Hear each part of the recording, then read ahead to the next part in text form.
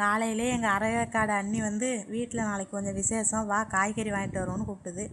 நானும் பக்கத்தில் இருக்க கடை தான்ட்டு சரி வர்றேன் அப்படின்னு சொல்லிட்டேன். சரி எனக்கு என்ன வாங்கி தரீங்க அப்படின்னு கேட்டால், உன் வண்டிக்கு 50 ரூபாய்க்கு பெட்ரோலும் உனக்கு ஒரு டீயும் வாங்கி தரேன்னுச்சு.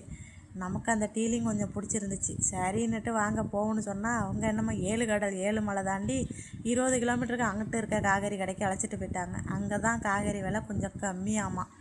சரின்ட்டு பார்த்து பார்த்து வாங்குங்கன்னு எல்லாம் வாங்கியாச்சு. அப்போ நம்ம வீட்டுக்கும் கொஞ்சம் நம்மளும் வாங்கலாமன்ட்டு கிலோ 50 ரூபான்ட்டு நானும் ஒரு 2 கிலோ வாங்கிட்டேங்க. இதுக்கா நீ இவ்வளோ தூரம் இழுத்துக்கிட்டு வந்தீங்க என்னையா அப்படின்னு கேட்டதுக்கு, இல்லடி கொஞ்சம் ஜாமான்லாம் வாங்கணும், வெயிட் பண்ணு முதல்ல வாங்கிட்டு வரேன் காய்கறின்ட்டு ஒவ்வொரு காயாக அமுக்கி பார்த்தோம், நசுக்கி பார்த்தோம், பிச்சு பார்த்தோம். ஐயையோ 1 மணி நேரமாக அது வாங்கிட்டுங்க மெதுவாக.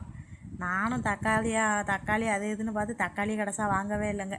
மிச்ச காய்கறியெல்லாம் வாங்கிட்டு கிளம்பிட்டோம் வாங்க அப்படின்னு. சரி வந்ததுக்கு முதல்ல பெட்ரோல் போடுறேன், நீங்கள் என்ன போட்டு விடலை, டீயாச்சும் வாங்கி கொடுங்க என்ன. ஒரு கடைக்கு அழைச்சிட்டு போனாங்க. வேவாத போண்டா ஒன்று, ஒரு டீ ஒன்று. அந்த கடையில் நான், எங்கள் அண்ணி, அந்த கடையில் டீ போடுற மாஸ்டர், வடை போடுற மாஸ்டர், இன்னும் ஒரு ஆள் கல்லாவில் இருக்க ஓனர் நினைக்கிறேன். 5 பேரை தவிர வேறு யாரும் இல்லை. அப்பயே தெரிஞ்சு எழுந்திரிச்சு உடையாந்துருக்கலாம். பார்த்தாக்கா அவர் காசு கொடுக்கல போல இருக்கு. என்ன கோவத்தில் அரைச்சாரோ அதெல்லாம் தண்ணியை ஊற்றி வடையில் மிஷினில் அரைச்சிக்கிட்டு இருந்தார். சரி நமக்கு ஒரு வடையாச்சுன்னு வேவாத போண்டாவை சாப்பிட்டுட்டு வெளியில் வந்தேங்க. வெளியில் வந்தோடனே சூப்பர் மார்க்கெட்டுக்கு போய் எல்லா சாமானும் அள்ளி வச்சுச்சு. உனக்கு எதுவும் வாங்கலையான்னு கேட்டாங்க. எனக்கு எதுவும் வேண்டாம் அண்ணி அப்படின்னேன். காசு இல்லாதது எனக்கு மட்டும்தானே தெரியும். இல்லை கண்டிப்பாக நீங்கள் ஏதாவது வாங்குவீங்க வாங்குங்கன்னாங்க.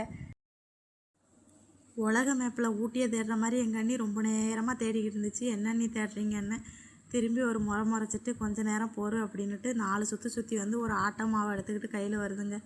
இதுக்கு தான் இப்படி சுற்றுனீங்களா அண்ணினத்துக்கு, வா போவும் பர்ச்சேஸ் முடிஞ்சிட்டு அப்படின்ட்டு பையை தூக்கிட்டு கிளம்பிருச்சு.